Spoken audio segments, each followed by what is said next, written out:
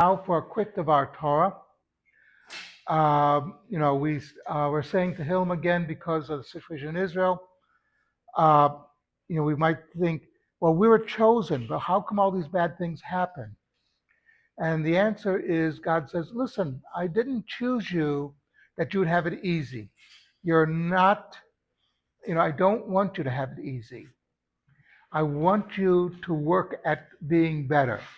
And actually, when you stop and you think about it, working at being better means you're going to have a rough time. Because if everything's handed to you on a silver platter, as it were, we all know what happens. You get lazy. You don't do what you're supposed to be doing. It's when you have these questions come up.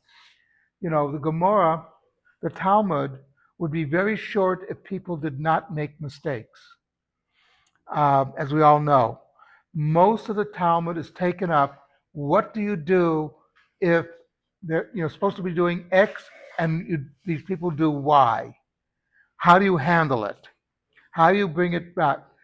And the purpose is to teach us that we have to take into consideration that people are not perfect.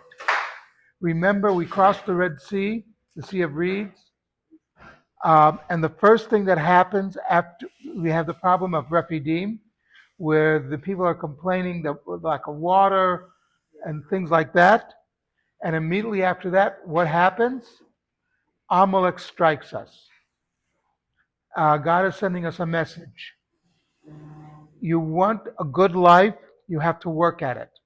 If you try to take shortcuts, if you complain and harp on things that are, on things, you'll get what other people get. And you'll have to suddenly defend yourself against a real enemy. And remember that Amalek was a real enemy. Uh, so God is basically telling us, I'll be there to protect you. Next week, when we sit at the Seder, we'll be saying Hamakom, that in every generation there will be those who will come up to try to murder us,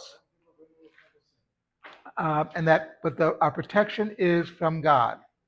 It doesn't mean, by the way, that we do nothing. It means that ultimately God is our protector.